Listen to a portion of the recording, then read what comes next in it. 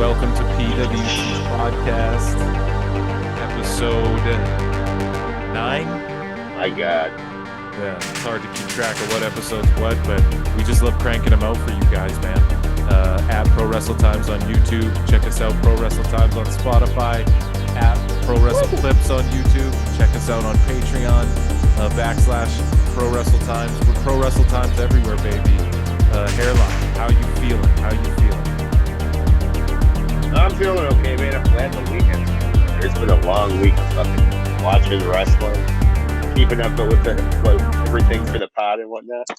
Right. And speaking of which, Hairline, actually, so usually it's your boy Phil here reviewing Impact and putting Impact over. Your boy Hairline reviewed Impact, but we're going to get to that later in the show. We're going to save it for the end of the show. I'm so geeked to see you DM me a picture of your notes. Man. I instantly swiped it off. I read Impact and then I swiped it off. I don't know. I didn't want to know what you thought. I want to hear it for the show. But before we get into that, we got a bunch of AEW shit to get into, and we likes the drama here on PWT Pod. Yeah, Hairline, you ready for some Twitter drama? You ready for some AEW Collision, Dave Meltzer, CM Punk drama? Are you ready for it? Oh man, what are we jumping into here, man? It buddy. just sucks that we have to go from Twitter AEW to AEW. God. So we're gonna review Dynamite as well before we get into Impact, but Hairline, Dynamite wasn't your favorite this week once again, or what? What did you ask me if it was my favorite? Wasn't your favorite again? 2 consecutive weeks of not having fun, yes or no? I guess I had fun in the sense of Excalibur and Taz and Tony, clowning around. That was fun. Okay, well, we'll unpack that more in a bit, but Hairline, I want to get you reacting to this while the news is hot. You know what I mean? So one little tidbit before we jump into the drama. Bryan Danielson will be on the creative team for AEW Collision. Genius. Okay, we like that. Hopefully it's him and Jeff Jarrett running that show. Yeah. Man, I botched that. I should have went yes, right? Hold on, do it again. It should be. Okay. Bryan Danielson will be on the creative team for AEW Collision. Yes. I think last show you got a C chant from C. Do they do that still? Do they yes chant or? Yes, in AEW they do, yes, because that'll never go away. But Danielson never does this. He just does because and good for nobody's smart to the business. Like, don't come there and do that. Like, yeah. Even though he made it when he goes back. Right, exactly. When he goes back, the pops are going to be insane. But the C chants people do sometimes, especially like when they're down south, or like in Texas or LA or whatever. And I love the C chants. C. I think last show I gave you one of those. But anyways, yeah, you did. I hope, they put like Jeff Jarrett and Danielson together. Like, I hope Tony Khan is a little less hands-on with the Collision show. Speaking of Collision. Good luck. Speaking of Collision, speaking of producers and behind-the-scenes workers and people who would be perhaps involved in creative, a gentleman by the name of Ace Steel, Hairline. Are you familiar with Ace Steel? I'm definitely familiar with the name. So he is CM Punk's guy. Oh, yeah. The guy that bit him. Yeah, the guy who bit Kenny Omega, allegedly, and threw a chair at Kenny Omega, or knocked out one of the Bucks with a chair, allegedly.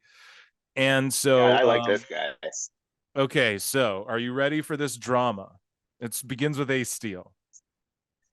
The smile on your face just tells me I'm so excited. Okay, so Ace Steel, the rumor was, and this was started on Dave Meltzer's forum, and the news, shocker, yeah, and the news broke. Hold on. We need to go through that forum sometime and react to some of the shit that's said in there. Continue. Absolutely. I would love that. Yeah, I would right. love nothing more. Yeah, that'd be great. Yeah.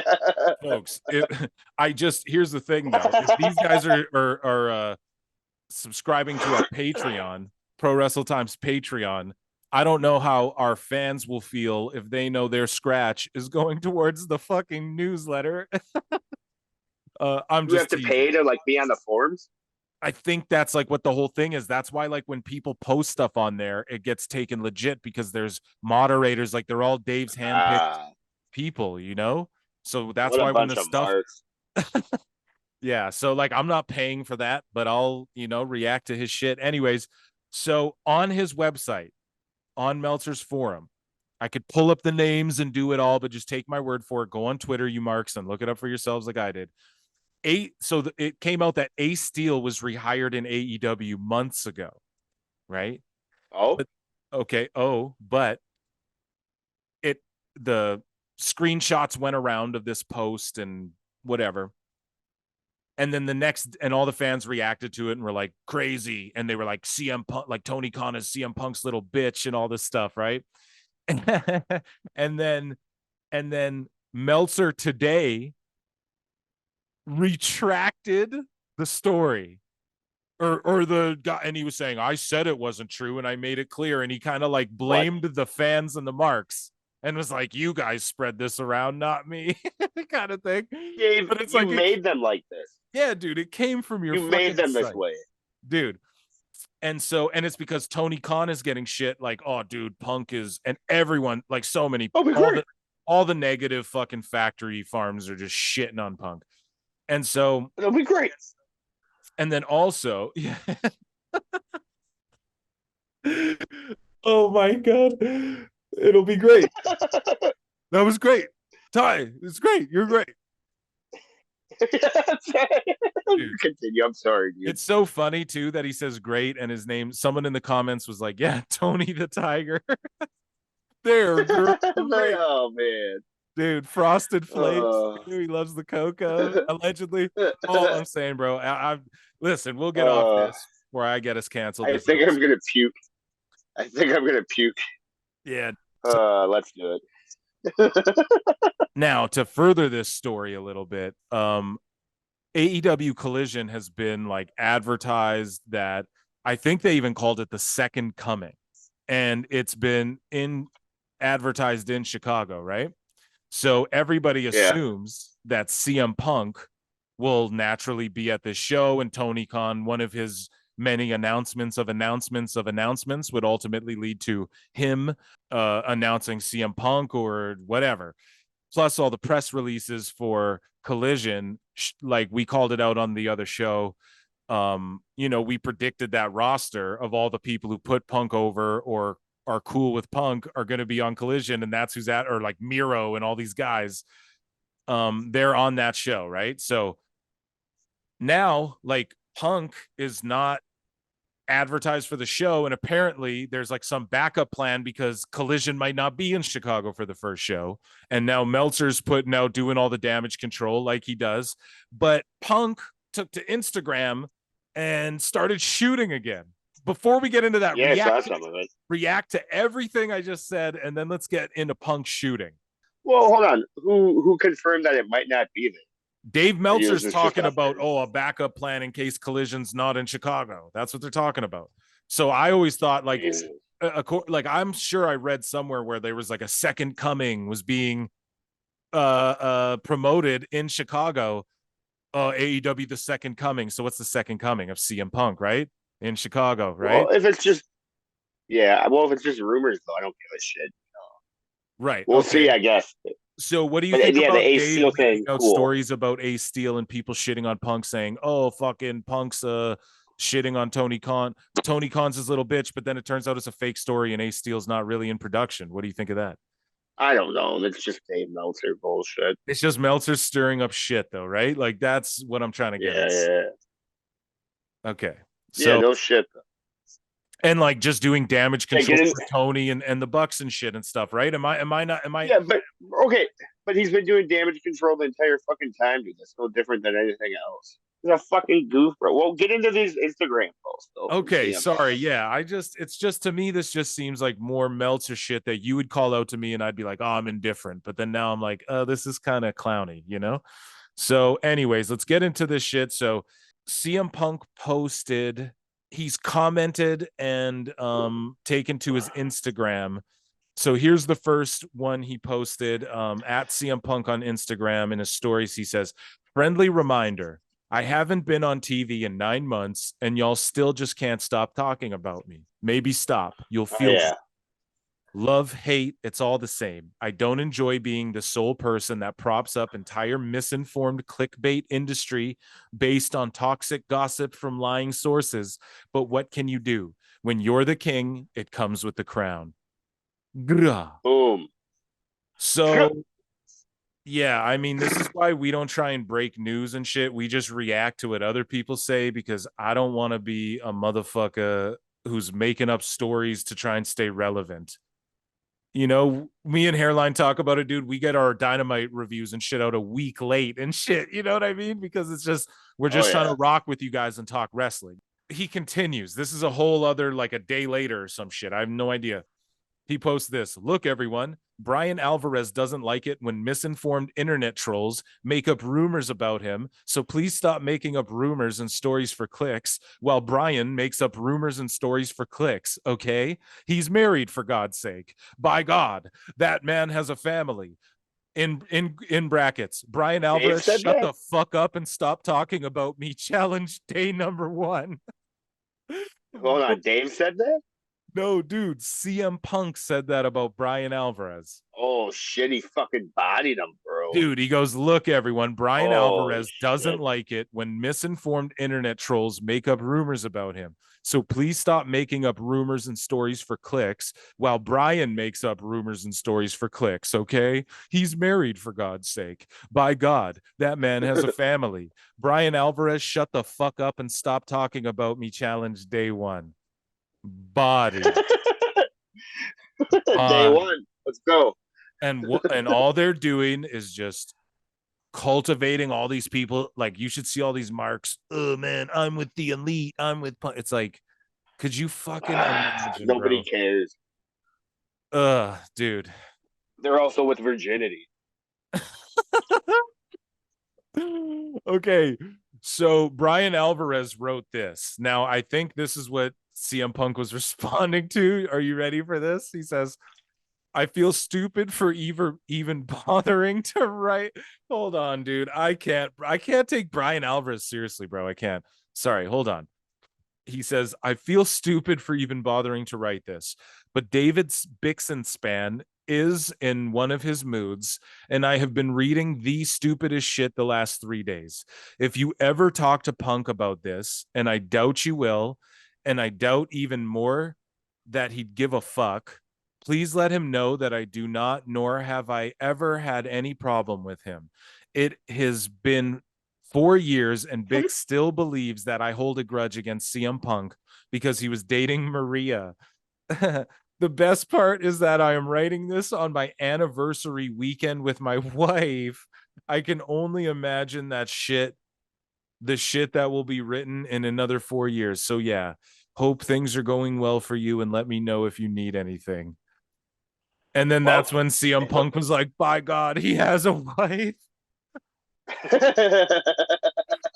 Dating Maria. So did like CM Punk date Bryan Alvarez's wife or some shit? CM Punk fucked everyone. No, I think he's saying Maria, like fucking what's his face's girl. Batista's girl? No, well yeah. Yeah. Yeah. Damn it. Oh yeah, yeah. He was Dude, dude, that's Punk, the Punk's that's the fuck joke. up. Punk was with all those divas, bro. Yeah, bro. What do you make of all of this? Basically, Meltzer and Bryan, shut the fuck up, you know? Oh, and then Bunch of fucking Mark shit. here's a video of Punk. So he also made like a video saying, you know, like this parasocial relationship with fans where like you only root for your team, like whatever. I don't know. He looks jacked as Yeah, fuck it's like though. college. Doug, it's a dope. It's a I, it's a lot like college football. You know what I'm saying? Right. But I just think like, I is don't there know. That's just how it is. yeah. Yeah. Yes. Absolutely. You were saying toxicity. Right. But like, is it as bad as other sports? Like, don't like, I don't No. know. Yeah, I'm a I, hockey I fan don't, and like I love the Oilers and a lot of people go, "Oh, fuck them," but like there's no like, "Oh, the Calgary Flames," like bleh. Like there's nothing like that. I We know. Right. just yeah. You're not getting tweeted about living in your mom's basement over some hockey. That shit is yeah, kind of feel bad for Punk, man. He looks fired up, but he looks pissed off and he looks sick of this stuff. And you could say we contribute to that stuff. What would you say to people that say, "Well, you contribute to this?" We absolutely do. But here's the thing, man. Vince once made the reference that once you buy that wrestling ticket, you can either cheer for your heroes or Yeah. boo the villains. And that's all I'm doing is I'm voicing my opinion on things. Right. Now, I get the CM Punk is like a different level of toxicity because like they're not coming out and telling us what went down with that shit. I don't know, man. Like Right. kayfabe's dead, dog. So it's like, man, I just really I don't think know if you. like even when Mox is going, dude, I've never gone to a company and seen so much whiny bitches and shit. And it's just like, I don't know, man. I Yeah, really think if Tony Khan's smart and he's like, listen, I want to do good for the wrestling business, let he just doesn't. split the brands and let Punk and whoever else run that shit who like just oversee it. But I keep saying it, just let Jarrett and them run Collision and try and make the best of something. And just you focus on Dynamite with your boys then, if that's how it's going to be, because damn, I just want to see Punk come back to wrestling. This is the saddest shit in the world. I don't know, man. Like it's still gonna be bullshit even when he comes back. So say he comes back and all that. As soon as they start beating the lead in ratings and shit, then they're gonna start throwing tantrums, and then they're gonna be pulling Tony Uh, in which direction. And like, dude, I'm calling it now. Okay, so let's see how this yeah. goes. Okay, I'm gonna read you some tweets just of other folk, and then we'll get into Dynamite here. So nodq.com. Gross. So at nodq.com on Twitter. Yeah. Reports. So now listen to all the propaganda. Belief that most of AEW's top stars would be relieved if CM Punk left the company. Who? Who are these top stars? Exactly. Kenny, Omega, fucking the Young Bucks, Where are they going? Moxley, Jericho, Where are all they the going? top stars. Where are these guys going? I don't know. They're gonna be relieved if Right. Punk leaves the company. Well, they're sure as fuck not going back to fucking The thing is, like, if Punk WWE. wanted to, he could just show up, wrestle Cody, and they'd pop the biggest. He could show up, beat Roman, and it'd be the biggest ratings of all time, and they would fucking destroy this other company. Like, I don't get Oh why my they're not trying god. to play nice. Listen to me though, dude. Like, I'm just saying, Punk could show up in WWE. It would pop their biggest ratings in years and years, and they would lose a bunch of Yeah. people who've been hanging on to AEW, praying this is all just a badly handled fucking situation, and that Punk would come back again, man. Like it's they don't get it. Like I just don't get why people aren't willing to play nice. And speaking of which, Because they're egos. speaking of egos, the ego maniac himself, Dave Meltzer, quote, CM Punk screwed Tony Khan. Bro, fuck Tony you. Khan screwed Tony Khan. At Drain Bamager, PW Insider, in regard to the debut episode of AEW Collision, the plan has long been to hold the taping at the United Center in Chicago. The company and CM Punk get everything back on track. That's still the plan. If not, they will look to have the first episode elsewhere. So not only that, but a big $1 million+ Gates riding on Punk's back too again. Oh shit. Because if he's not there, they're not going to do the fucking debut show there. They'll take it somewhere else. Where what? In like Cleveland or something where Mox will get, where they can fill it up. So, another big fucking gate. You're one of your biggest gates that could be riding on Punk again. Oh, look what happens. Can't play nice, fumble your big star. It's crazy to me. Dude, they're not interested in a fucking big house, man. They're just interested in fucking clicks on their little YouTube show. They're not interested in the growth of the industry. Like that's like, dude, they say it flat out with that killing the industry shit. You know what I'm saying? They don't And they're care. trying to kill Punk. That's what they're doing by doing this Saturday show. They're trying to kill him. Here's what Jonathan Coachman says at the Coach Rules. We tried for years to run a live show on Saturdays. It just doesn't work. It doesn't matter if The Rock was the backbone of the show. It wouldn't work. People just don't watch TV on Saturdays. The CM Punk experiment should be about over. And that's the facts, man. It's the saddest. This is a sad time.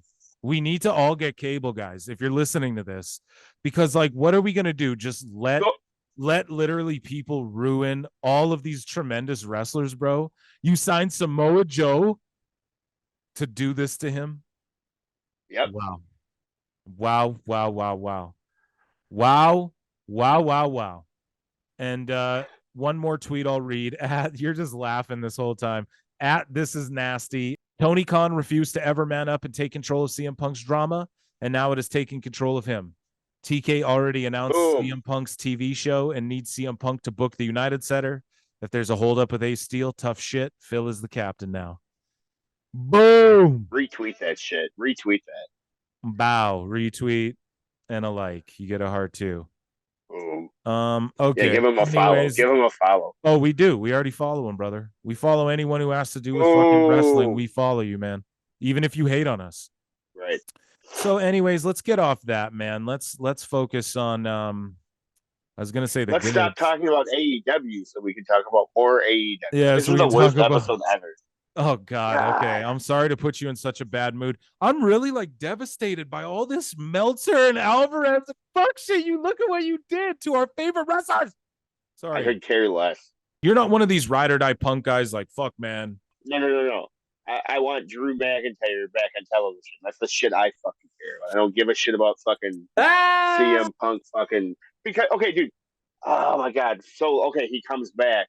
But like, dude, the elite's not gonna allow I don't know, man. Let's play it out. Let's see how this goes. But exactly, we're on it too much, and we just sound like elite haters. Meanwhile, I'm over here like I love Kenny Omega and shit. You know, I put him over. I'm like, it's just shitty, man. This is such a bad. And I'm not saying he even has a lot to do with it. To me, I feel like it's more the Buckskis, bro. I honestly do because they got punched out. All the rumors say Kenny and Punk were like cool and talked after, and were like mildly chill, you know, like it had nothing to do with Kenny. It was about the Buckies, you know. So, anyways, it's always about the Buckies.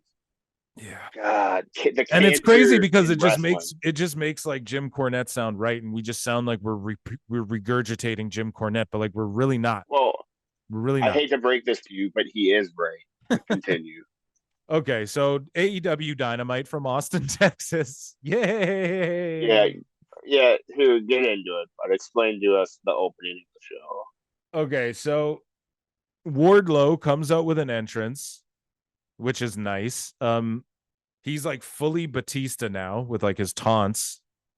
No Arn. Wardlow cuts a great promo. Christian comes out with Luchasaurus. And I like this stuff, but Luchasaurus is just so green, like when he's brawling and whatnot. Christian is I do like the psychology behind the setup though, because Christian's picking a spot, being like, you know, I'm going to get you in a ladder match. And that way he doesn't have to pin Wardlow. He doesn't have to like conquer this beast. All he's really got to do is beat him in a fucking ladder match. Right. So like that makes a lot of sense. And like his ladder match record has been impeccable throughout his career.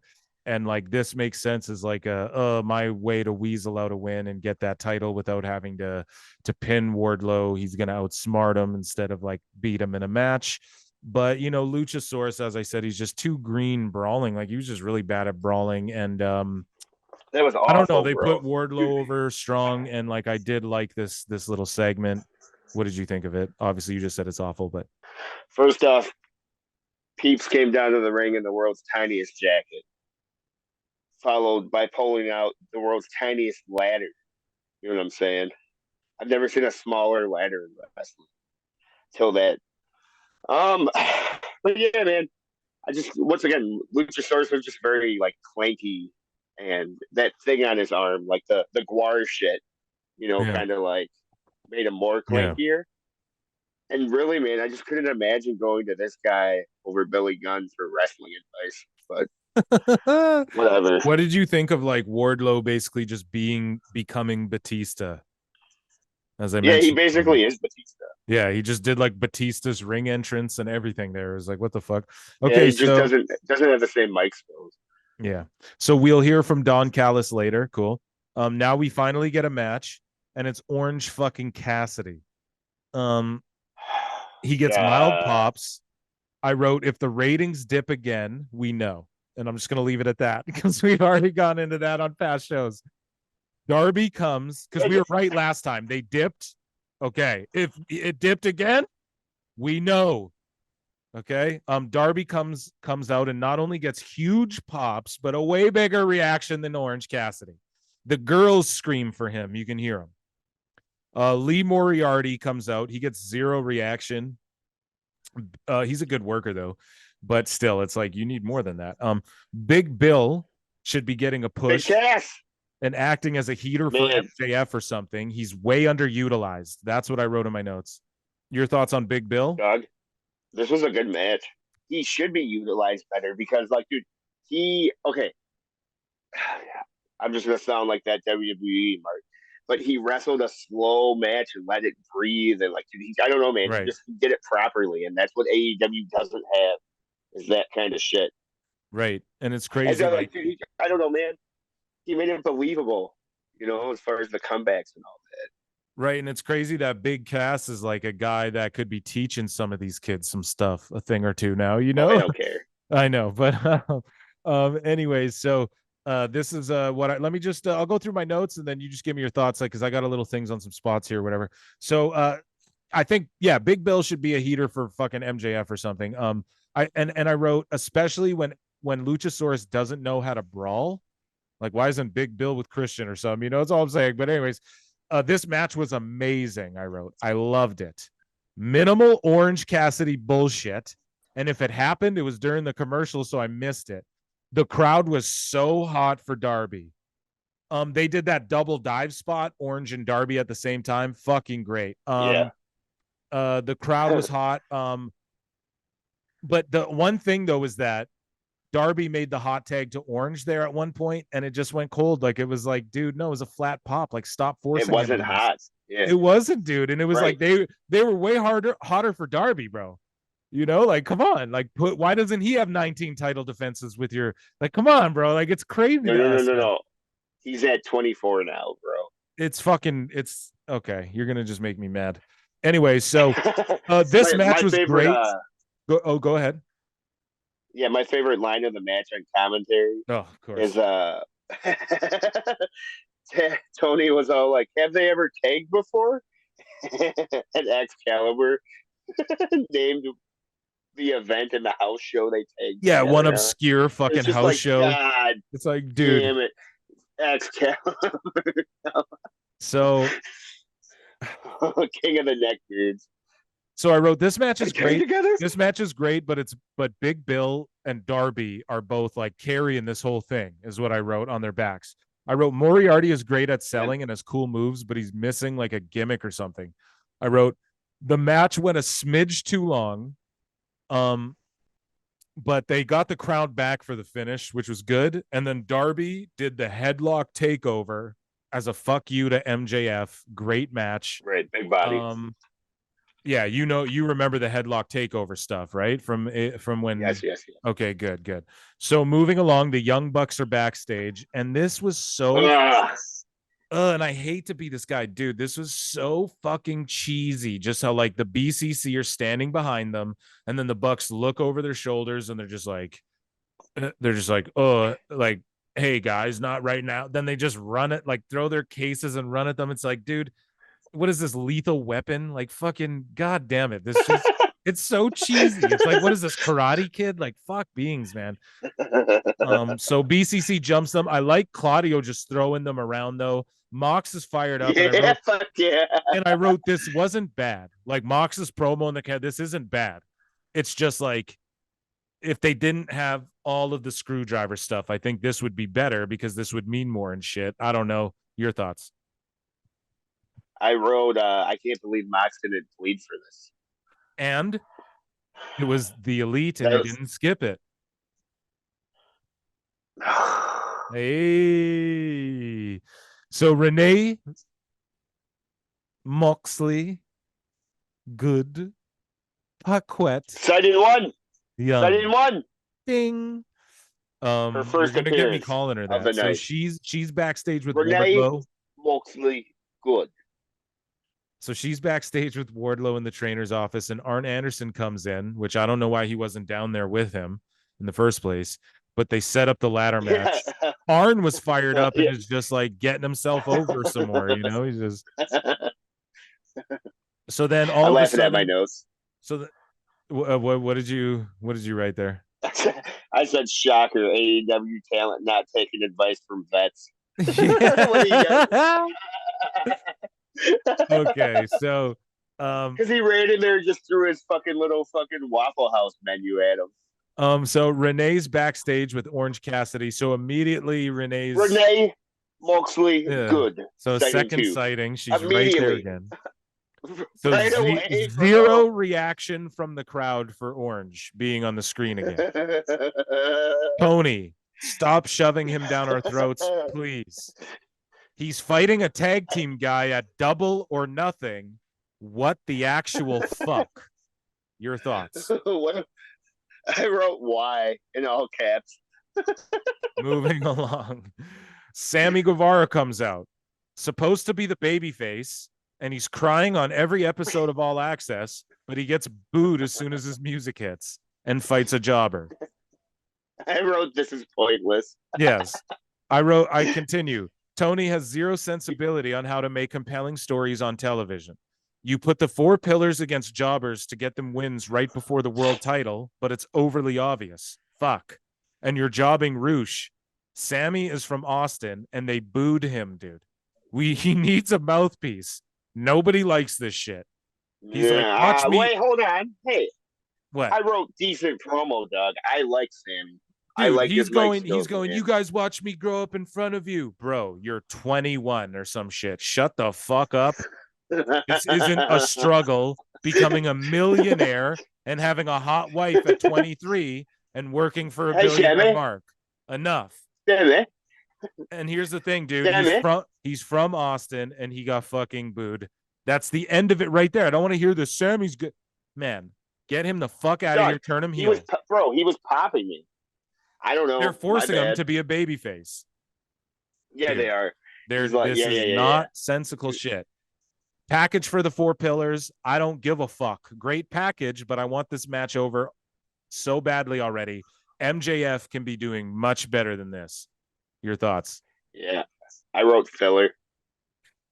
So FTR recap. Tony Schiavone calls Jeff Jarrett and Lethal down to the ring. FTR jumps them for revenge. This is one of the best segments on the whole show, by the way. They hold off the ring. Karen Jarrett. So they hold off the ring, whatever, FTR's in the ring. Oh, Karen my Jarrett God, bro. Comes out of nowhere. Hits the low blow. Nepotism hire. Yeah, dummies. This is TNA. This is just straight TNA, bro. And I like this. And I wrote, this is nepotism, but I like this, especially for Jarrett. And I wrote, she should be his valet and get him away from Dutt and Lethal in them. And I'm in favor of more managers and valets. So they do the guitar shots. And I wrote, maybe FTR pulls it out at the pay-per-view, but I really think Jarrett's winning the tag belts. And it's just cheesy old attitude era, early TNA type shit is what I wrote in my notes. I love it. You like this? Or we're what? Such marks for it. Yeah, well, dude, yeah, man. It's just, it's a shame it's happening to FTR. I fucking, did you notice Tony called him dead. He said it wrong, and Taz went really hard on it with commentary. That's what popped. Yeah, Sanjay Dutt. Soccer. His name is Sanjay Dutt. Yeah, you heard it too. Yeah. Okay, so the Outcasts come out. I wrote, I love them. They have a great look and good heat. Sheeta comes out to new music. I'm hyped. Sheeta is back now. Hairline, I want your full thoughts on Sheeta's work after my notes here. I'm hyped. She's back. Baker comes out. She's cooled way off, but they still present her like she's the top shit. But her overness is faded with these crowds lately. I love how Ruby is dressing like Tony and being a little more sexy and kind of with the short trunks and hair. I think she's a cutie. I do really like the Outcasts. These girls are all great workers, all of them. I like this tag stuff much better than the women's tag stuff in WWE. This was a great match. Stereotypical babyface heel shit. What did you make of this match, and how did you like Sheeta? I wrote this is awful. Oh God, AEW, it was fucking horrible, bro. dude, fuck you, I was man. Ready It's for way this? better than like Liv and Raquel and shit, bro. Levels above. Hey, dude. Wow. Levels above, Wow. man. You should tweet that at me. Bro, this is real. This is real. Like, okay, these girls are invaders versus OGs, bro. It's not just like, okay, Chelsea Green and Sonya are fucking Chelsea Green and Sonya Deville are fucking Karens this week all of a sudden, and now we're friends. You know? Man. Why do you gotta be you don't gotta compare AEW to WWE? Dude, that's what we do, dude. That's what marks do, bro. Well, so I don't but this whole thing is WWE versus AEW. So whatever, man. I that's thought what it this was whole boring to angle. me, man. Like Yeah, the whole angle's Right. WWE versus AEW, bro. That's what it is. Like, bro, I wrote thank God this is over when she pinned her. oh No, God. I guess You're a fucking hater. Paige was kind of entertaining on the outside to say something positive. She was great. Kinda. Bro, She was great, I dude. was so bored. Bro, I can't tell you one thing Sheeta did. Okay, go fuck. Kind of it- Okay, we're moving along. Renee is backstage for the 5th or 6th time, I believe, Renee 4th or 5th. Moxley. She's backstage with not only is she backstage again, but with Orange Cassidy again. A second time. This is our fucking third Orange Cassidy. He's anti-charisma, bro. This is fucked up. Okay. He's going to be okay. Now listen to this. So now not only is it Renee and Orange again, but he explains how 20 people exactly just so happens that Double or Nothing, he's going to be in a 21-man battle royal so he can squash their whole undercard. He's going to be 21 guys in one night now, guys. Do you guys understand that that's what's about to happen with Orange Cassidy? He's about to be 21 fucking guys that Tony Khan signed for fucking $250K a year each. He's about to beat them all on a paper. It's gonna be good, real good. It's gonna be great. I just can't believe this, and it just so happens it's 21, and I just wrote, you have to be fucking kidding me. That's all I wrote. So, yep, I wrote this show is trash. Yeah, dude. So this is about where I just was absolutely flabbergasted. And they couldn't have did this earlier. They couldn't have just had Orange in one terrible segment saying all the terrible stuff in one terrible time. Anyways, Roderick Strong versus Adam. Pardon me. Versus, no. Hold on. Sorry. There was Tony Khan first. Oh, right. No. I know. Hey, you stepped on my comeback there, brother. Roderick Strong versus Chris Jericho, Falls Count Anywhere, before they lead off. And I wrote why. And then I wrote, but first, Tony Khan has an announcement. Motherfucker. Okay, my bad. Yeah. So Tony Khan is announcing the announcement that he announced he would announce on this episode last week. Correct? Correct. So he's so awkward, I wrote. Why can't someone else just say this stuff? I wrote, I'm hyped for Collision. The first Collision premiere will be in Chicago and Punk will return. However, and then I wrote in the notes here, like when they're touring Canada, my hometown gets fucking Dynamite and then the town over gets Collision. And I'm like, fuck, I get the Elite. Right. And then the town over gets Punk. Gotta make the fucking road trip. That's bullshit. I might literally just make the fucking road trip. You know? So I wrote Tony Khan's major announcement was some shit that was announced on Twitter before Dynamite went on air. For real. My God, Christ in heaven. I wrote this guy's the worst. Moving along. Please. And up next, the Falls Count Anywhere. Roderick Strong in his first official debut is going to be in a fucking Anarchy in the Arena match with Chris Jericho. His debut match in the most technically proficient wrestler you've ever seen is going to have, which I'm going to put this match over, but he's at Falls Count Anywhere with Chris Jericho so that Adam Cole can get a super kick pre-tape spot in because he couldn't be at the arena. Just kidding, but he obviously was there. But this is just like, why? Why do all this so that Jericho can lay? He was like, Jericho is like, I have an What do you idea, mean? Tony. Tony, I have an idea. Yeah, there you I go. want to lay in That's about- mulch. Picture it. I'm out front of the arena and I'm laying in mulch. Like, and it'll be exciting. yeah. Oh, yeah. Yeah. Yeah, there you go, dude. Wow.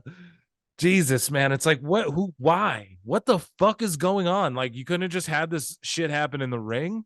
I don't get it. Anyways, but I will put this You over, like and this? I will put Jericho over in this match here. So let me run through my notes here. So Roderick Strong gets good pops, Jericho gets mid pops. The match was great in the ring. The chops were insane. Respect to Jericho for real. He could have yeah, he could have In just that hallway. Yeah. everywhere in the ring, bro. The ring, dude, when they kept this is why this match got over with me. They kept the whole first like half of it in the ring, and then they did all the brawl shit after. And I just like that because I'm like, dude, Roddy's first match, you got to do in ring. Like, I don't know. I just love that he came in and beat the fuck out of Jericho, and you could see they were receding each other.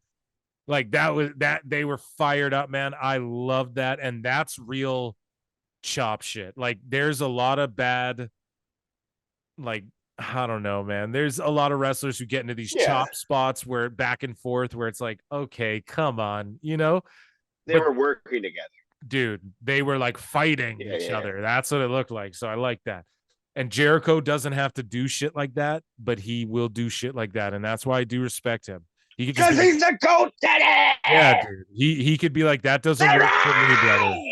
But he's not gonna Hulk Hogan, dude. He's gonna do it for real. Speaking of Hulk Hogan, there was an ad for a Hulk Hogan documentary, which we should watch. Which ran that okay, it's like about his Gawker stuff and everything. Anyways, in the middle of the match, so there. Oh, go ahead. Aubrey was the worst. Aubrey's the fucking worst, man. Oh, dude. See, I didn't. I wrote Aubrey's just there and in the way, especially during the backstage brawling. She's so overbearing. She got in the way of Roderick Strong's spot that he does where he hits the ropes and comes in with the strikes. Yeah. So also the way she points after the pinfall is so cheesy and forced. Dude, I hate it.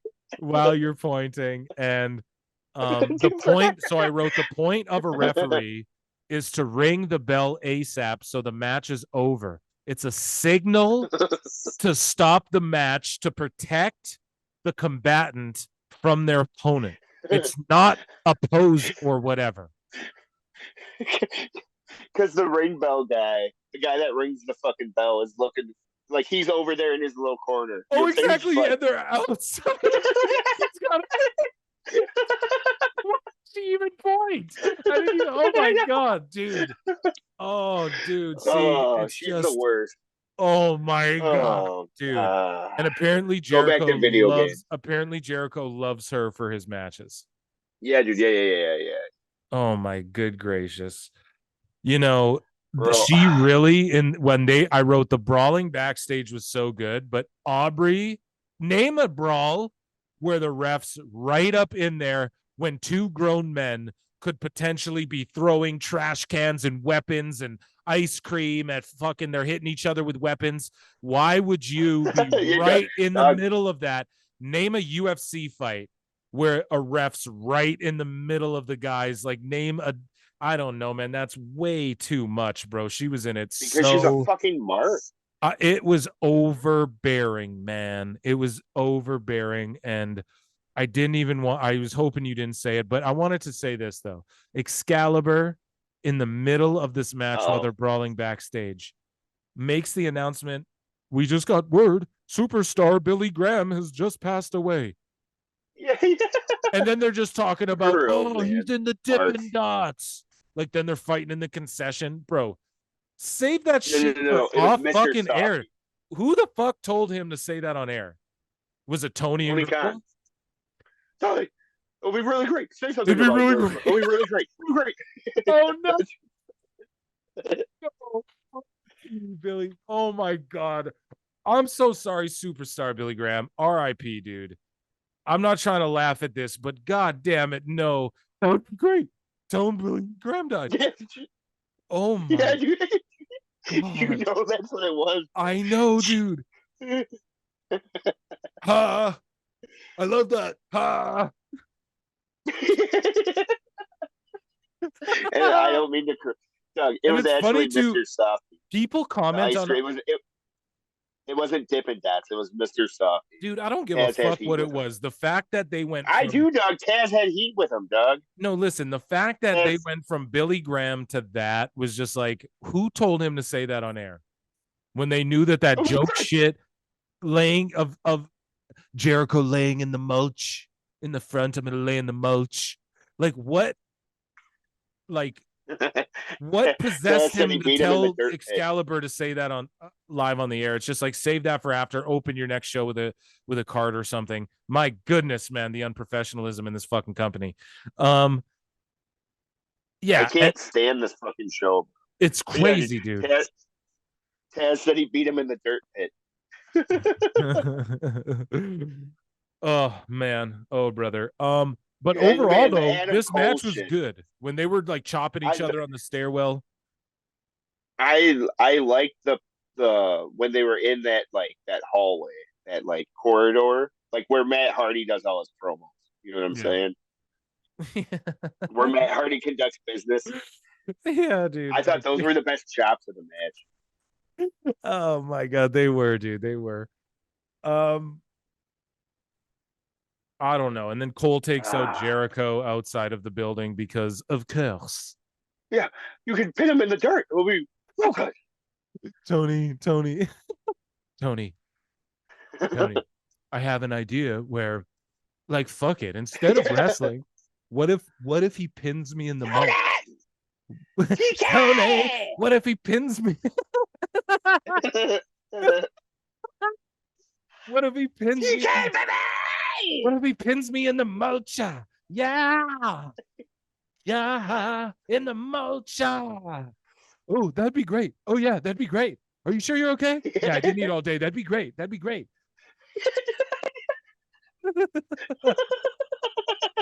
all those fucking soda bottles. Oh my god! I can't believe dude. you pointed that out to me. Oh shit! Oh dude, we're getting all of our shit DMCA'd, bro. Tony Khan's gonna pull all our shit down, bro. Holy fuck! Oh man, I didn't think our show would become this so fast. I thought this would take time. Okay, so let's move along here, my guy. Now, again, I want your honest on my boy Roosh here. Roosh comes out, El Toro Blanco. He has to job to Jungle Boy, and I'm so sorry, Roosh. He's too good for this shit. Roosh beats the fuck out of Jungle Boy. Like he does that to everyone, dude. JB gets color. A little, I don't know if it was real or if he used did he fucking cut himself with a fingernail? It was no color really, but he did get a little bit. This was good stuff, and it's to get Jungle Boy sympathy and to get him over going into the pay-per-view. Jose the assistant is great. I love him. After the match, like JB gets a quick roll up, which I like that. It doesn't bury Rush too hard. Rush instantly throws him in a fucking bully choke. They just start stomping him down, stomping him out. The pillars come down. They run the heels off. I just wrote, I'm so tired of this and want this pillar shit to be over. That being said, this was actually a good match, and this is what Jungle Boy does, man. Get him a mouthpiece. He wrestles great. Roosh just took it to him, bro. Unleashed all that fucking TV time he ain't getting on Jungle Boy. What did you make of my man Roosh and Jose the assistant? What'd you make of this match? Yeah, man. So I thought Roosh was pretty good. Yeah. I liked how he wasn't selling everything for Jungle Boy. Yeah, he understands wrestling. Yes. Psychology. Thank you.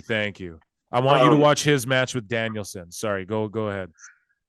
But yeah, Jungle Boy wrestles the same match every time. Yeah. Like who did he wrestle last week not last week, 2 weeks ago before the tag match? You know, their shit has bored me so much I couldn't tell you. I couldn't tell you. Dude, I've seen this match.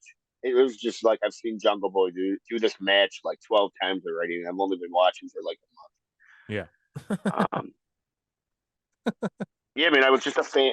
I was a fan of the no selling that was going on. Yeah. And yeah, in my notes, man, I kind of LOL at Darby coming down. That's goofy and shit. Yeah. And then Sammy came in real hot, man. I don't know. I guess I'm a Sammy mark, is what we're finding out. I wrote Sammy coming in hot as fuck, dog. Maybe you see in him what Jericho sees in him. Absolutely, baby. Come on, Sammy. We're the sex gods. Tony, I have an idea. Me and Sammy, we're the sex gods. Yeah, the sex gods. Yeah, that'll be good. That'll be great. Yeah, that'll be great. We'll put you with Daniel Garcia, and we have some stuff over here with you guys and Daniel Garcia. This will be great. Yeah, what's Swagger doing? Yeah. Anyways, Renee backstage. Yeah, her new name's Renee backstage because this motherfucker be backstage every 2 minutes on the show. I wrote Renee backstage with MJF. 4. No, I think it's more than 4, bro. You're at least 5 or 6 now with Renee. On Oh, God, this I is wrote 4. I got it in my notes. Okay. So she's backstage, but wait though, did you count her being backstage? Oh no, this and is then backstage? 5. Yeah, This because is she was 5. My notes are backstage wrong. and then immediately back teleported. Yeah. So that Five. that doesn't count as 1. That's 2 backstages. Yeah. She's Right. at 5. On God, bro. Okay. So Renee's backstage with MJF. I like how he just slaps the mic away. Like, dude, he could be doing such good stuff with other people. Renee backstage again. So now we get another back-to-back Renee. No, here's 6 backstage segments, bro. So there's 2 back-to-back Renee. Don't tell me Max ain't pulling the weight. He's got the company of Adrian. It's like Adrian and Rocky, bro. Renee, we did it. So she interviews Tony Storm, who cuts a great promo. I love this new Tony Storm healing. You're gonna get mad. What? All caps. I wrote awful. Okay, fuck you. I'm sorry. Because it's not fucking Indy Hartwell and Candice LeRae hugging and fucking talking about shit that nobody's seen. Why? Because it's not that. It's not good. I don't get it. You go so hard. Yeah, whatever, dog. Whatever. Fuck you, man. Don't leave me alone. You're a shill, bro. You're a shill. You're a Nick Khan shill. Fuck this promo, though. You're an ESPN shill for your agent Nick Khan, bro. Fuck this promo, bro. This is awful. The 6th Moxley. Renee. I gotta beat myself. You're right about it being like, there's too much of that going on for sure. I'll concede to that. But anyway, so the main event, it's Bullet Club Gold time. So, and this is kind of random. Jay White's in your main event, and I didn't even know before the show. Ricky Starks, awesome, love him, but I mean, it's just more of the same. So this is a great match. Why do either of them gotta lose? They do a schmozzy finish where Ricky looks good, but the Bullet Club escape. But it's just goo goo gaga bullshit fucking this isn't getting either of them over, and they're 2 guys that I really like, even Juice, and I want to see them all get over, and I'll even fuck with the Bullet Club Gold to an extent here. I'm okay because in Impact, we'll talk about in a bit, there's Bay and fucking Ace, the ABC. So I'm down with these multi factions of them breaking off, and I'm okay with this now. Bullet Club Gold, it's okay with me now, the more that I'm sitting with it week to week, but it's just why is this what either of them are doing? Just have these guys beat. Why isn't Jay White beating Orange Cassidy? What the fuck is going on? Ricky Starks is fucking being married or something. I don't get it. Yeah, he looked cool at the end, but it's just no one gains anything from this whatsoever.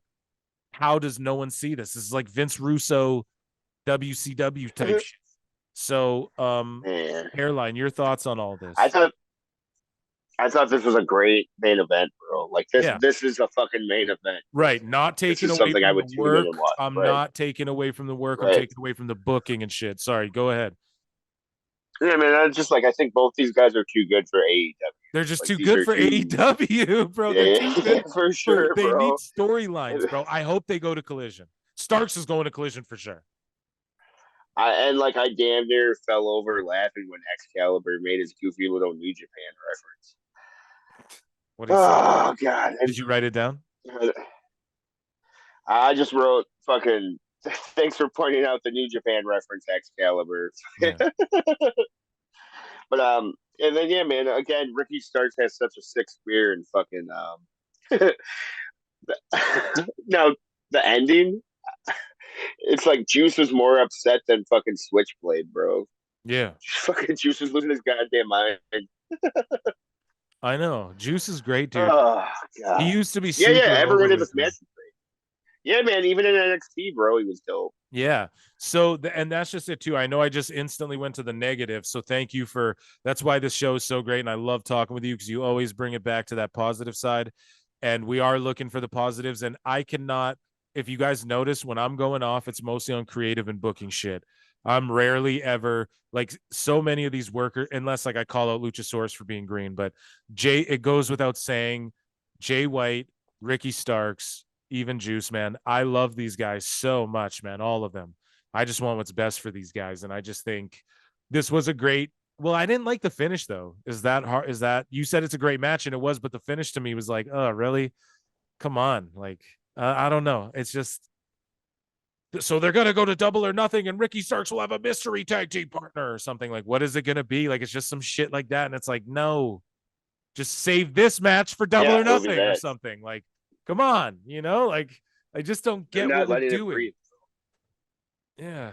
Nobody knows what they're doing. Yeah. So it's the Wild Wild West. Right. Callis comes out, great heat, man. He's getting booed out of this fucking place, dude. Kenny comes out. This is dope.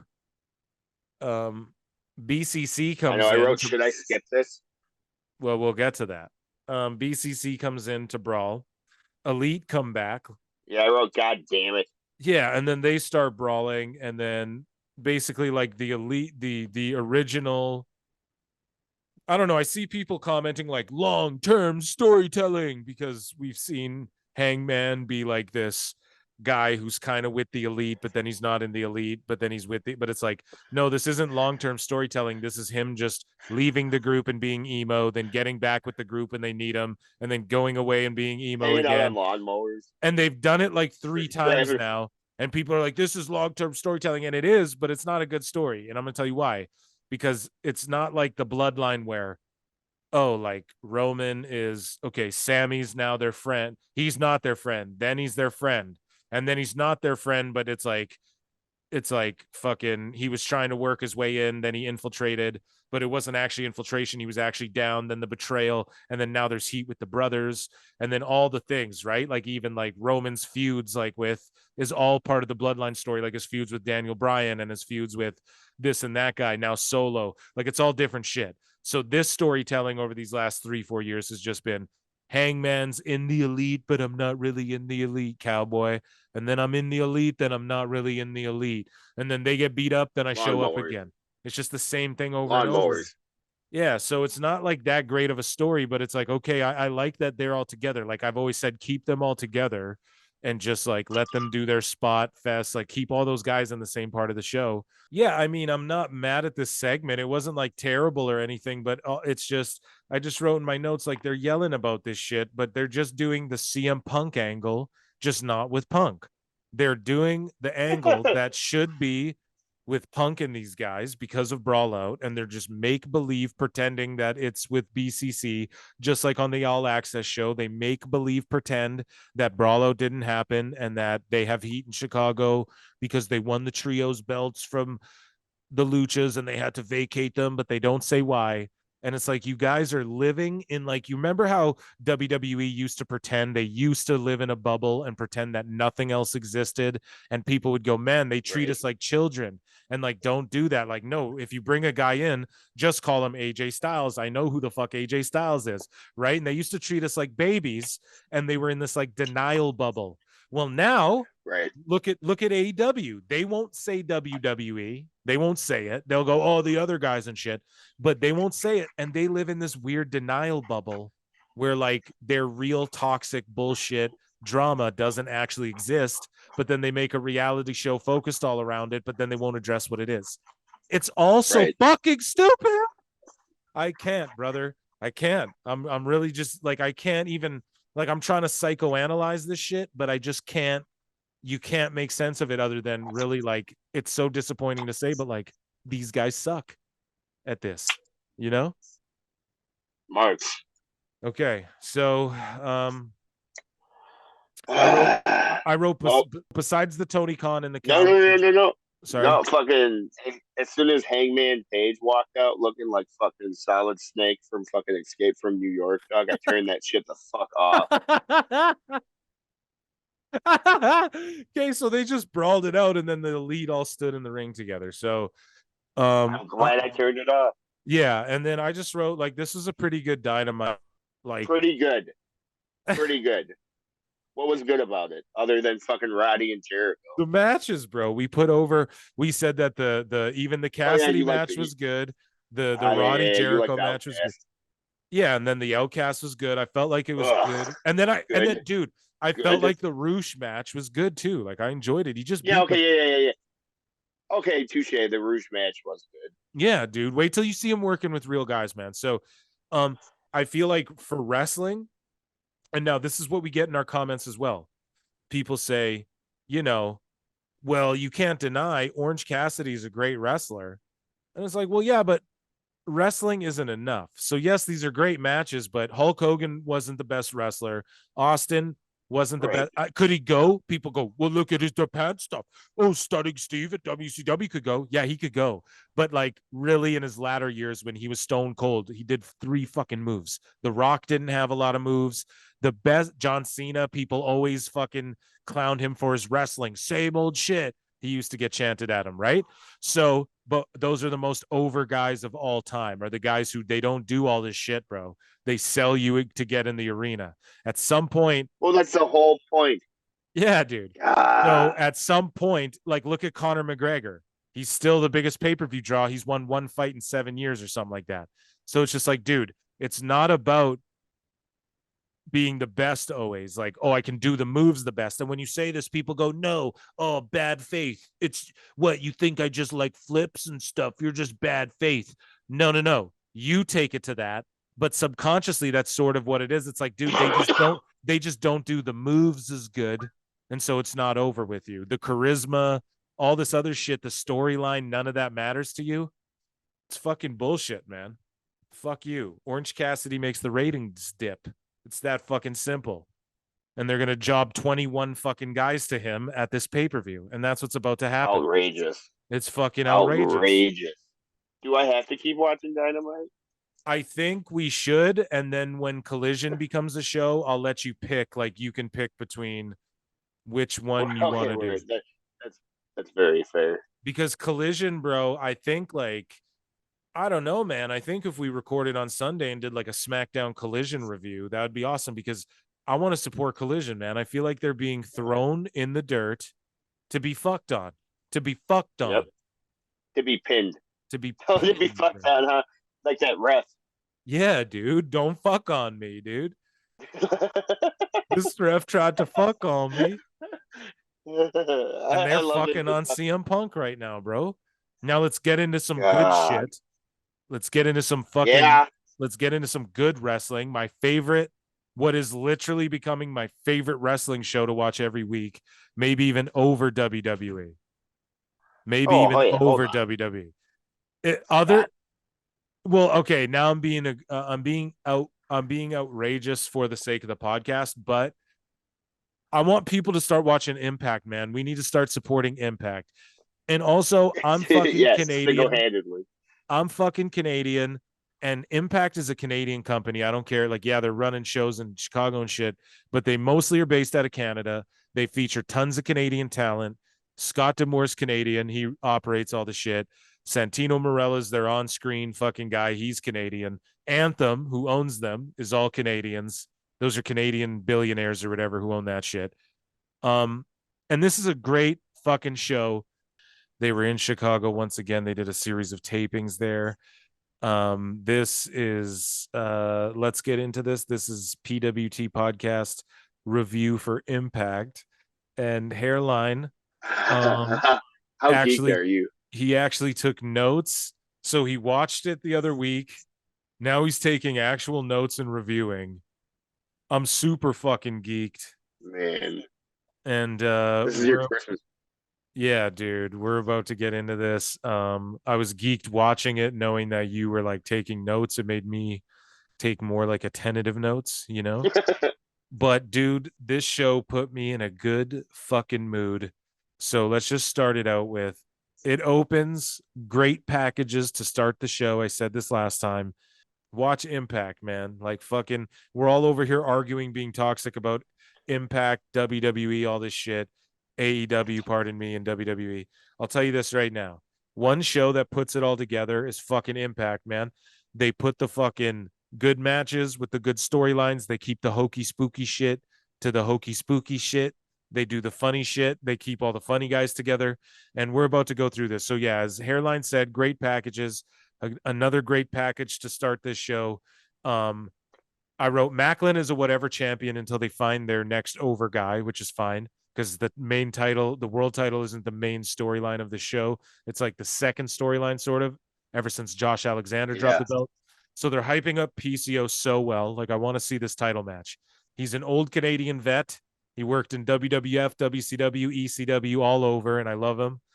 He was a jobber, but I love this. And yeah, I wrote this is a Canadian promotion. Yeah, so that's in my notes here. It's owned by Canadian guys. Oh, it's Canada. Okay, so anyway, so I won't get into that again. They sell out shows in Canada consistently. They sell out in Chicago. The theme song is awesome. We own the night. I'm like, yo, this could be on Raw or SmackDown, and this might be one of my favorite wrestling shows weekly. If WWE didn't have such compelling storytelling right now, Impact would be my go-to wrestling show. Hairline, your thoughts? You're blowing the shit out of Impact. Oh yeah, bro. Dude, I love it. I loved it. Yeah, man. I was really impressed with like the quality of this package. You know what I'm saying? The slow-mo, the visual effects. But yeah, as far as like the storytelling here, it was just Macklin kicking the shit out of Rhino. But good to see Rhino, man. Right. And where's he? Well, he just had a world title match, bro. He just had a world title match, and he's an Impact, bro. And he's a fucking integral part of fucking that company and has been for many years. In Impact for years and years and years, TNA, whatever you want to call it, they've been on top of cultivating that India talent for years and years, man. So again, another thing they don't get enough. And there's a lot of Indian people in Canada too. So like, it's very wise to, for sure, anybody I meet who's Indian, and any of my Indian friends, they're, and not Indian like I'm Indian, like I'm what Americans call Native American. We just call it Aboriginal. But here's what we call it behind closed doors, folks. We call ourselves Indians. Just so y'all know, Cleveland Indians changing their name to the Guardians and shit. Listen, bro, we in Canada, bro, we call each other Indians behind closed doors, but India Indians, yeah, they've been cultivating that talent for a while, and there's a lot of them in Canada, and all are wrestling fans. Like, they're the biggest ones. So fucking good shit from Impact. They're smart. They're tapping into, like, you know, they're cultivating like a fan base. I'm one of these fans. Well, yeah, I've seen them book a few shows there over the years as well. So right. So Trey Miguel comes out. I wrote he isn't my favorite guy for whatever reason. There's just something about him. He's not my favorite guy, but he is a tremendous worker. But there's something about him I don't like that I can't put my finger on. I'll figure it out though. But he should stop doing the Outcast gimmick. Or that's what I also wrote that. Yeah, I don't know who started it, but I wrote everyone's a bunch of marks. Yeah, dude. And like there was, I'll get to it later, but there was at least like 3 people who did a green and black gimmick on this show alone. So, anyways, Aiden English and Tom Hannafan are so good together. Hannafan, I love this one part, and now this is like my Excalibur is fucking Hannafan and fucking Aiden English, bro. Oh shit! Hannafan drops Milkshake. he drops some stats about Trey Miguel and Aiden English, or he drops some stats about Trey Miguel and Aiden Yeah, English goes. Aiden is just I Cade did nerd. my own research. Yeah, he's like Cade nerd. I've got some stats of my own, and that shit just punked me. And you can tell that Hannafan He's was like Graves. trained. Yeah, dude, and you can tell that Hannafan was trained by Michael Cole, but like in a good way, you know. Yeah. So Miguel and Laredo yes. Kid had a great match. It's not just spot, overtime spot. If this show is edited down for TV, it's being edited correctly, and the matches are paced for TV. They tell the story. Yeah, for sure, Good man. pace. It advances the show and the stories along. It's not just a guy on a $500K a year salary getting his one TV match a month in, so he's got to get all his shit in like an AEW. Ooh. That was my thoughts, man. I gotta be honest, man. Yeah. Okay, Seth. Yeah. So Miguel pulls the mask, gets a great heel finish. Then he cuts like a pretty good Yeah, that was promo. great. Sabin comes out. The only dumb thing about this is that Sabin was just being a cocky asshole with Alex Shelley like 3 weeks ago, but their pay-per-view's coming up and I think they need bodies. So he just kind of flipped face quick, and he's having a great match with Miguel at Under Siege. Trey powders out, and like Sabin was fired up. Great promo. What did you think of all that? All right, so to get back to the match, I really like the heat-seeking missile dive that Trey did. And there was very good heat at the end of the match. Obviously, this is my first time seeing Trey and whatnot, so okay, it was just cool to see that he understood ring psychology. He was in Sammy Callahan's crew, Ohio versus everybody. Oh, okay, yeah, that makes sense. And then the whole holding the show hostage, and then Sabin came out. And during commercial break, though, sorry, might I add too? And like they did the hostage thing between a commercial break. Very smart. Sorry, go ahead. Right. A reason to tune back in. Fuck, man. Exactly. Go ahead.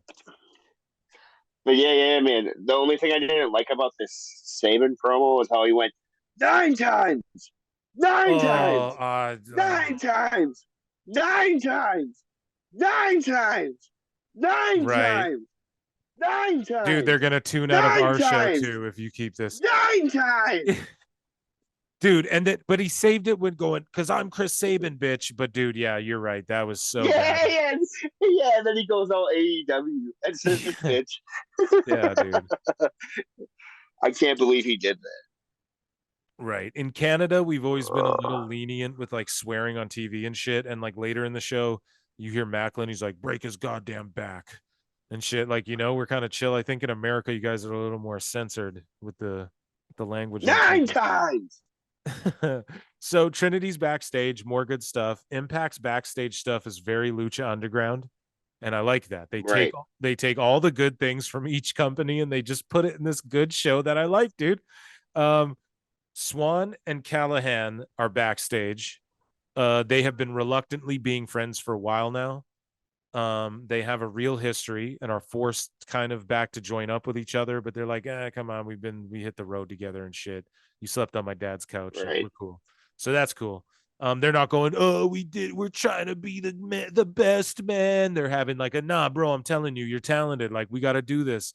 It's not like, I dreamed and this is my dream and we all dream and have dreams, which every company does. That's a shot at AEW and WWE. So next up, ABC comes out. So this is the Austin Bay crew, or the Austin Bay Club, ABC, their Bullet Club. So Ace Austin and Chris Bay, I love these guys. They're a phenomenal tag team. The Good Hands are just that. Sorry. So why was Bullet Club babyface? Well, what's been going? Okay, because they were heel. See, yeah, you're just tuning in here. They were heel for a good while, man, and they've been reigning with the belts. And what happened is that Austin and Bay sort of got put together, I think in Japan maybe first, or in Impact, as just like this sort of Bullet Club, Like they just teamed up because they had to keep the Bullet Club alive a little bit. They were kind of just thrown together, but they made it into this like really good thing. And they were both really good as singles. So now together they're like this really good tag team. And then what happened was they've been healing, but they got over naturally. And then the crowd starts, like they start just loving them because they're just great. So now Word. they're still kind of like cocky fucking Bullet Club assholes, but they're like the baby faces, So the Good Hands are just that. They're a solid heel team. And now Brian Myers is with them, which will elevate them. And this is another good singles match. Brian Myers, bro. And the commentary He's the was worst, bro. I would rather watch the Outcast than watch Myers. Oh God. Okay. So for me, Myers and Cardona, like I like them when they're a tag team. I love Cardona. Okay, yeah. So like Edge, when he did his shit with them, dude, the major players, I fuck with that. Like I think them with Chelsea Green is like a good, like that should be a thing, an act in WWE. I really believe that. Now you like Chelsea Green. I've always, dude, Chelsea's so over with me. Dude, no, don't do that. Yeah, fuck you. Okay, fuck you. For those of you listening, man, he's got a fucking Excalibur mask on right now as we speak. They can't see me, so it doesn't matter. Right. And I'm getting FaceTime calls here. We're all good. Screenshot it. Oh God, dude. Okay, so fucking Ace reminded me of that. God.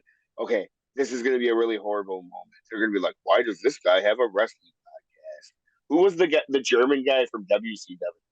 It was Alex something. Alex Wright. Right? Okay, yeah, Alex Wright. Ace Austin heavily reminded me. In what way? Just like how he wrestled and whatnot, and just like just how he's packaged and whatnot. It gives off that vibe, the same vibe Alex did. Okay. He doesn't dance around or anything though.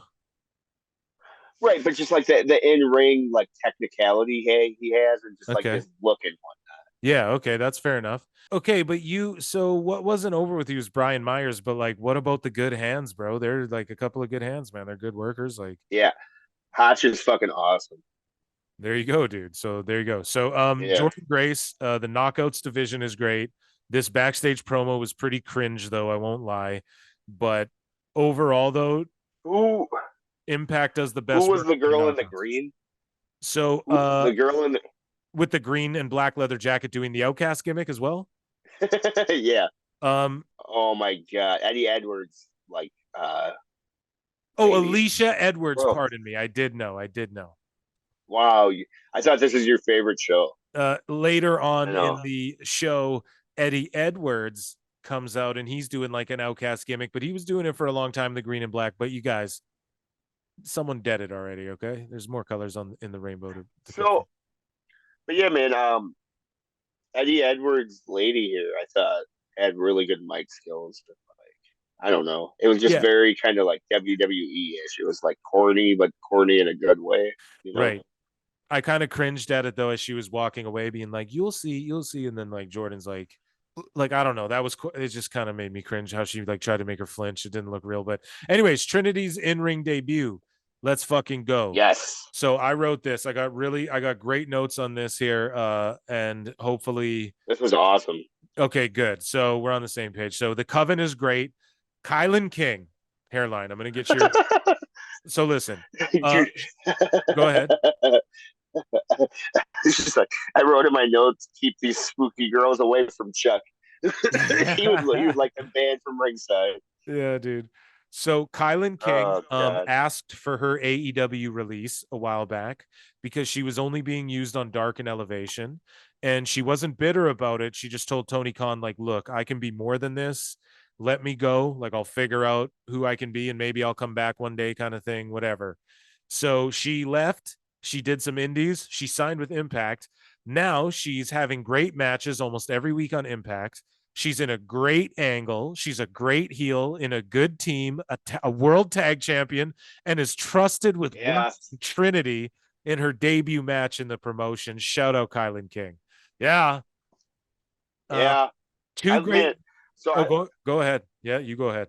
I like that Trinity came out with so she didn't exactly do her WWE entrance. You know what I'm saying? She did the neon lights, but she didn't dance or do anything like that. So it's cool that she's like, I don't know. I want to say she's standing in her own lane, but she's still like paying homage to her old shit. I She don't is, know. and she's not like It's just feel the glow, even though it's all glowy. She's right, like, I'm a star. Like, look, I'm right, yeah, shining yeah, bright. Like, right. word, I love it, dude. I I can't say I enough think good about Trinity in this match, especially, bro. And just the whole psychology of just a great heel versus baby face match, bro. That's what this was, dude. It was just such a good, the pacing was so good. I wrote two great workers who had surprisingly great chemistry, dude. Trinity is leaning into her right. sexuality a little bit more, and I like that because women are allowed to be sexy in wrestling too. These weirdos who don't fuck women, who try and rewrite history and say the Attitude Era was toxic and all that shit can fuck off.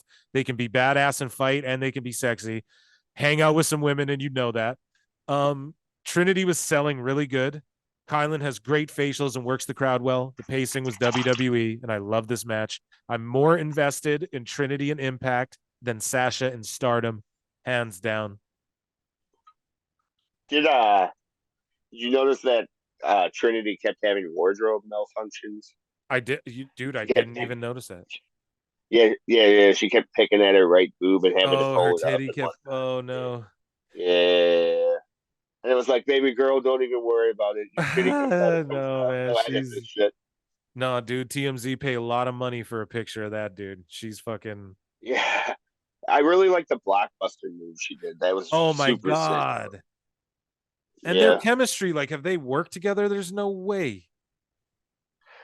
Yeah, man. So not to shit on say some negative shit, man, but I gotta Yeah. say I felt like there was too many false finishes near the end. You know what I'm saying? Like after the third false finish, it was like, It come was on. yeah, especially with where she did that pile driver off the middle rope. I was like, oh, finisher there, you got the crowd. Right. But then they okay, Right. but I wrote but I did write this. The crowd was super invested throughout the match. Like during the referee ejection spot, you could see the fans like yelling and pointing, like, get her the fuck out of here. The chance just being behind Trinity. And yeah, man, she has a great move set. And I'm gonna pop for the commentary here, right here. Again, one more time. Shocker. I'm gonna pop for English and Hannah fan, bro. I'm an English and Hannah fan, Mark. So they popped me so hard during this match. Hannah fan was like, so Aiden English was saying some shit like, whatever, like whatever. Kylan King's gonna get the win because he's healing, right? So Hannah fan goes, well, if you think that way about Trinity, why'd you stop and take a picture with her in the lobby and post it on socials? And English is like, oh, I'm sorry. Is there something wrong with meeting someone you admire and wanting to bask in their glory? And then Hannah fan is like, well, there's professionalism for one thing. There's professional media, or there's professionalism online for one thing. And then Aiden English goes, oh, that's really ironic coming from you, Hannah fan. Referring to his fucking leaked fucking. You remember when like you're fucking Mark. Tom Hannafan, he had like the leaked. He was like sexting that girl and being like, "Oh, I want to jerk off and shit," like in her Instagram and shit. Like, when I see you, I'm gonna fuck No. you and all this stuff. Okay, so when Hannafan was in WWE as Tom Phillips or whatever the I fuck don't his name was. why is that weird? Listen, it's okay to man. No, Maybe no, no, no, no. okay, But it's just so funny did that she he said, want this? Like huh? was she into it? Was this girl into it? Yes, like she leaked it Then after, what's but the like it wasn't. problem? No. What a There's no cunt. problem. It's just funny that English went like because okay, Hannafan was like, Yeah, yeah, "Yo, yeah, why yeah. did He you take a bodied him. picture and He post it bodied him. online?" And then English is like, "Well, because like, well, wouldn't you?" And then Hannafan's like, "Well, there's being professional. There's professionalism, Aiden." And then fucking Aiden English goes, "Oh yeah, that's real ironic coming from you, Hannafan." Like, dude, I just love shit like that, man. That shit's popping me. Like, You're a mark. yeah, dude, it's just WWE shit. I love that. Um, next up is Goddamn Giselle right. Shaw versus Giselle Shaw versus Trinity is going to be at the pay-per-view. Yeah, yeah, Um, you forgot the sassy guy came out. so the sassy He guy was came so out. sassy, bro. The Yeah, and like sassiest guy ever. listen, dude, gay or not, I'm not down with like dudes just winding up and trying to slap chicks, bro. Like That was like, whoa, like even the crowd was like, whoa, like like, whoa, dude, we get it, but like, god damn. Now I haven't seen his athleticism or anything in the ring, but he looks athletic. I'll just say that. He's a big fucking dude, so we'll see. Macklin versus PCO brawl. They break a cinder block on his back. Good stuff. World title picture is Man. secondary right now. It's kind of Yeah. PCO's just yelling, oh. I don't know. I wrote, this is how fucking Adam Cole should have been selling the Britt Baker beating. Oh, yeah, dude. Yeah, dude. So take notes. God, dude, just, it reminded me of like the Hunchback from Notre Dame or some shit. You know what I'm saying? Just oh man. So there's more Coven and Undead Realm stuff. I wrote less of this magic stuff. Please, but they did act this out well. Like everyone was like, there was no one being like cheesy, even though it's cheesy. I don't know. Sounds dumb, but I wrote why isn't Bray Wyatt? Yeah, he should be an Impact, dude. Jody Threat is awesome. Real, man. This is let him do whatever the fuck he wants. They would, dude. They would, and he would like maybe get the spooky shit over because he could just do skits all the time and then squash jobbers. Yeah, right. I heard you guys like spooky shit here. I do a lot of that. Yeah, it's great. No, it's great. That's great. It's great. Yeah, Bray Wyatt, we'll hire you, Uncle Howdy. It's great. It's great. Oh, I'm gonna puke. Yeah, let's do it. Yeah, let's do it. I don't know if I should jump off the stage, Tony. I might puke. Let's do it. It'll be great. Let's puke. Let's do it. It'll be great. So Jody Threat is awesome. She has great music. She's awesome. She's over. Good win for her against a jobber. They're really pushing her right now. Yeah, that's all it really was, man. I thought she looked really haggard though. Like a fucking a ring vet, you know what I'm saying? She looked like she made her rounds and like yeah. She's new on the scene. Fucking aged. She's new? Does she have a drug problem or something? Because she looks super haggard. Hairline. She's like supposed to be like grungy punk rock, bro. Like fucking. Yeah, well, she fucking grungy. Stop smoking cigarettes. Oh shit, dude. Moving along, dude. Joe Hendry. Dirty Dango does a heel turn. Zicky Dice, Johnny Swinger. I fucking pop for all these Zicky guys. Dice today. Yeah, dude. I love Zicky. Zicky's the man. I'm a fucking mark for all this. Zicky's the man. They put all the comedy. They put all the comedy guys together. So like all the spooky. I said it earlier. The spooky shits together. The goofy shits together. It's not sprinkled throughout and all mismatched. So Impact does a good job of that. Bro, I popped at that Joe guy's entrance too. Dude, yeah. When he comes out to the ring, yeah, dude, he sings his own theme song, and it's like fucking, yeah. It's like this whole thing where it's like from London to Paris to Tokyo, I believe in Joe Hendry, and the whole crowd claps along. It's like he literally, and this is what's crazy, is that he was doing the indies for a while, but to get himself over, he made this entrance. That's like his own entrance song. And it's gotten over everywhere, like it worked, so I love it. Good for him, man. Yeah, dude. Were you aware of Fandango's third nipple? He was like, "Oh, I didn't know if you guys knew about my third nipple or whatever." And I was just like popping I understand. So 6-man main event. Moose is awesome. Moose comes out. Eddie Edwards is okay for me now. He's cool. No. You don't like Moose? You're not gonna like this. Oh my god, you want me to read my first note? Yeah. Yeah, I can't stand Moose. Oh fuck, I like Moose. Oh, bro. I think okay. Who was I shitting on earlier? A bunch of people. There was someone I would say I would watch the Outcast over. I can't remember, dude. Nonetheless, yeah, whatever. Marijuana is a hell of a drug. Eddie Edwards. And nonetheless, Moose is the worst, bro. Eddie Edwards is okay for me now. He should switch the green and black though. Kazarian also asked for his AEW release and has been and he's been presented as a legend returned coming for the belt in Impact. And Oh he shit! I didn't even put two and two together. yeah, and his whole thing was Totally like forgot about that. yeah, and they've been doing all these packages of him every week where he's going like, yo, when I came up in the business, there was all these fucking old ass legends. Like I was in TNA and Hogan and them were just holding us down. The same thing they did to their fucking WCW. He's like, and now like I'm not gonna be that guy. I'm gonna come here, I'm gonna elevate other people and have great matches, and I'm gonna work hard and earn my fucking spot, you know? So I'm like, word, dude. Okay, Jericho. Yeah. And then Gresham is the shit. He's like one of the most underrated guys in the world, in my opinion. Yuya Uemura is awesome, and he will grow on you. He's a good heel. Alex Shelley's cool, but yeah, they just split Motor City up because they needed a body for this. So whatever. I'm not like the biggest fan of him outside of his tag work, you know? I just like I think he looks goofy too because he's a fucking vegan. I don't know, man. Not to like shoot on vegans. His face just looks weird, bud. But yeah, I thought Shelley was really selling his ass off in this match. I was very, very impressed with Yuya. And then when Gresham got tagged in, I thought that was an excellent breath of fresh air for the match. Yeah, dude. And just the pacing of the match overall. And then Gresham versus Moose was excellent. Fucking big man versus little man psychology. Right. I agree. So you're putting Moose over? No. Well, you just did. And go ahead. And then Carrie and Shelley and Edwards were working together and doing 3-man spots similar to how Ray and Edge and AJ were. Right.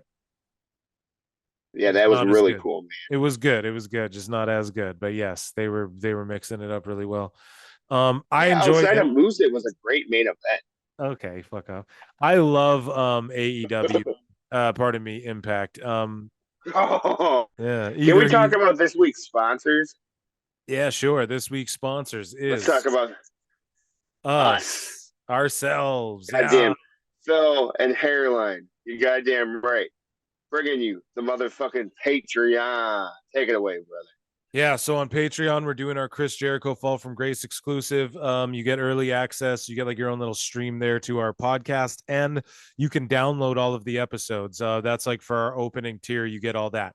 If you want to be shouted out in episodes and stuff like that, you pay us a little more scratch, or you can just simply donate in the support link below. The best way to support this channel is hit that like button, hit that subscribe button, save it if you're listening to it on Spotify. Apple Music don't fuck with us, so we don't fuck with you. Yeah, that's right. Even though I got an iPhone, I'm only use it for my side piece and not my main bitch from now on. No, I'm just kidding. But ultimately, though, you guys, I don't know what I got to do. And I've emailed and I don't get emails back. Do I got to wait 7 months? Do I got to email you 100 more times? We just want people to hear our show. So please subscribe to our YouTube channel if you want to make sure that you don't miss an episode. At Pro Wrestle Times on YouTube. At Pro Wrestle Clips if you don't want to listen to long form shit and you just want to hear funny clips. The favorite. Yeah, and you want to we do interesting things on YouTube too. Like we do, like videos, like cool little factoids and like 1 minute of Tony Khan. The Tony Khan video. Yeah, just things like that I just make for fun in my spare time. Yeah, that's It'll be great. It's really good. You should really check the channel out. It's great. It'll be great. No. I gave you more time. Sammy. No, I gave you more time to go click subscribe. Yeah. Oh, no, I gave you more time. Sammy, you want to go talk about office? I mean, this locker room? Yeah. Ignore all these You need some soda water? Oh, great. No, it's great. I haven't eaten all day. It's great. Yeah. What does the food have to do with anything? Yeah, but eating all day. Tony, I didn't ask. I know. He's like, you didn't. No one asked, Tony. No one asked. Oh, jeepers. Tony, that's not good. Tony, eat. Get a protein.